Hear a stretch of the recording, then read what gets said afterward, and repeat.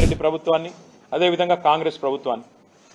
రేవంత్ రెడ్డి గారు మీ బావమరిది గారికేమో అమృతం పంచి వాళ్ళ కొడంగల్ వాసులకు విషం పంచుతా ఉన్నాం ఫార్మా పేరిట. ఇది ప్రజలందరూ చూస్తూ ఉన్నారు. నిన్న జరిగిన సంఘటన ప్రజల తిరుగుబాటు ఏదైతే కొడంగల్లో ప్రారంభమైందో, మీ బావమరిదికేమో ఇక్కడ అమృతు, మీ అల్లుడు గారి ఫార్మా కంపెనీకేమో కొడంగల్లో భూములు గుంజుకోవాలా, దానికి మీ తిరుపతి రెడ్డి గారి దాదాగిరి, అల్లుడు కోసం ఈరోజు కొడంగల్ని బలిపెట్టే పరిస్థితి ఈరోజు కనబడతా ఉంది. అందుకే ప్రజల తిరుగుబాటు కూడా అక్కడ మొదలైంది.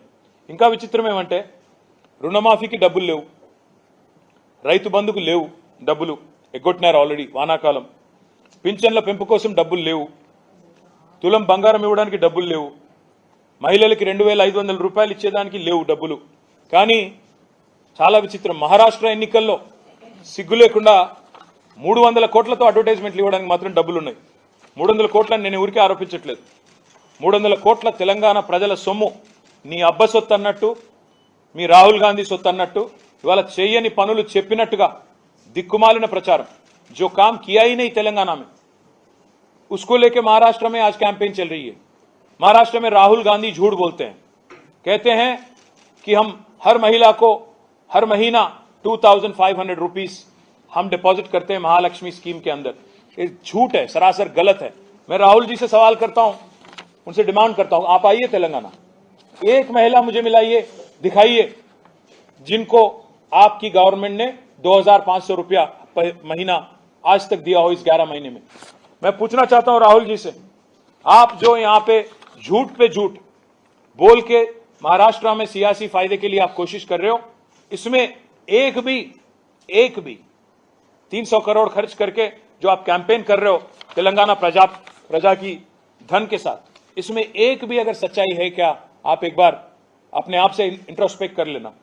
मैं दूसरी बात भी कहना चाहता हूं, వీళ్ళు తెలంగాణలో కాంగ్రెస్ హైకమాండ్ మోడీ గారు అంటా ఉన్నారు ఏటీఎం అయిపోయింది తెలంగాణ. ఎస్, రాహుల్ గాంధీ कांग्रेस पार्टी की तेलंगाना हैज बिकम एटीएम.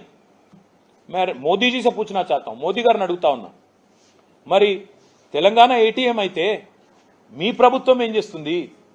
మేము నిన్న నెల కిందట రాసినాం మీ కేంద్ర మంత్రి గారికి ఉత్తరం, డీటెయిల్ గా రాసినాం.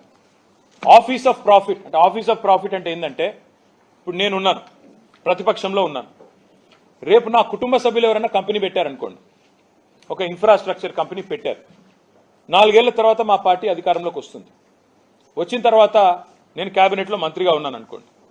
మరి నేను క్యాబినెట్లో మంత్రిగా ఉండి నా బంధువులకు సంబంధించి, నా కుటుంబ సభ్యులకు సంబంధించిన కంపెనీకి నేరుగా 1100 కోట్ల వరకు 1000 కోట్ల వరకు ఇస్తే అది కాన్ఫ్లిక్ట్ ఆఫ్ ఇంట్రెస్ట్ కాదా? అది తప్పు కాదా? ఈరోజు జరుగుతున్నది తెలంగాణలో అదే. పొంగులేటి శ్రీనివాసరెడ్డి గారు, రేవంత్ రెడ్డి గారు ఇద్దరు కేబినెట్ సమావేశంలో కూర్చుంటారు. రేవంత్ రెడ్డి గారి బావమరిదికి 1100 కోట్ల వరకు, పొంగులేటి గారికి 4350 కోట్ల వరకు. ఇది ఆఫీస్ ఆఫ్ ప్రాఫిట్ కిందికి రాదా? ఆర్టికల్ 191 సెక్షన్ 1 బ్రీచ్ కాదా? ఉల్లంఘన కాదా? నేను కేంద్ర ప్రభుత్వాన్ని అడుగుతా ఉన్నా. ఆఫీస్ ఆఫ్ ప్రాఫిట్ అనే క్లాస్ కింద గతంలో మహామహులు తమ పదవులు కోల్పోయారు. ఈరోజు జార్ఖండ్ సీఎం హేమంత్ సోరెన్ మీద పెట్టిన కేసు ఇదే కేసు కదా. తమ వారికి, అస్మదీయులకు, బంధుమిత్రులకు లాభం చేకూర్చారనే కదా ఆయన మీద పెట్టిన కేసు. మరి అదే కేసు ఇవాళ నేను అడుగుతున్నా బీజేపీ వాళ్ళని, మీరు రేవంత్ రెడ్డి మీద, పొంగులేటి శ్రీనివాసరెడ్డి మీద ఎందుకు పెట్టడం లేదు అని నేను అడుగుతా ఉన్నా. సమాధానం చెప్తారా? ఒకవైపు మీరే చెప్తారు తెలంగాణ ఏటీఎం అయింది. మరి తెలంగాణ ఏటీఎం అయితే కేంద్రం నిష్క్రియాపరంగా ఎందుకున్నది? ఎందుకు చర్యలు తీసుకోవడం లేదు? ఎందుకు మీరు వెంటనే ఎంక్వైరీ స్టార్ట్ చేయడం లేదని నేను అడుగుతా ఉన్నా. చివరిగా నేను గుర్తు చేసేది, ఆఫీస్ ఆఫ్ ప్రాఫిట్ కింద చాలా మంది ఉద్యోగాలు పోయినాయి. సోనియా గాంధీ గారు పదవి వదులుకోవాల్సి వచ్చింది, అశోక్ చవాన్ గారు పదవి వదులుకోవాల్సి వచ్చింది, రేవంత్ రెడ్డి గారు కూడా పదవి వదులుకోక తప్పదు, పొంగులేటి శ్రీనివాసరెడ్డి కూడా పదవి పోక తప్పదు. ఎందుకంటే కౌన్సిల్లో కూర్చొని, క్యాబినెట్లో కూర్చొని, క్యాబినెట్ మీటింగ్లో కూర్చొని నువ్వే అప్రూవల్ చెప్పి తర్వాత నీ కంపెనీకి నువ్వే ఇచ్చుకుంటే అది డైరెక్ట్గా ఉల్లంఘన కాదా అని నేను అడుగుతా ఉన్నా.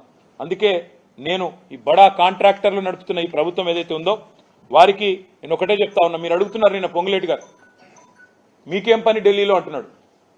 అంటే ఢిల్లీకి వచ్చి 26 సార్లు 26 పైసలు దేని అసమర్థుల కంటే ప్రధాన ప్రతిపక్షంగా మేము ఢిల్లీకి వస్తాం. ఇక్కడ ఉన్న కేంద్ర ప్రభుత్వాన్ని, ఇక్కడ ఉన్న కేంద్రంలోని అధికారుల్ని, కేంద్రంలోని సంస్థల్ని, ప్రెస్ని కలుస్తాం. దేశ ప్రజల దృష్టికి మీ మోసాన్ని తీసుకొస్తాం. మీకెందుకు భయం అవుతుంది మేము ఢిల్లీకి వస్తే? మీకెందుకు ఇబ్బంది అవుతుందని నేను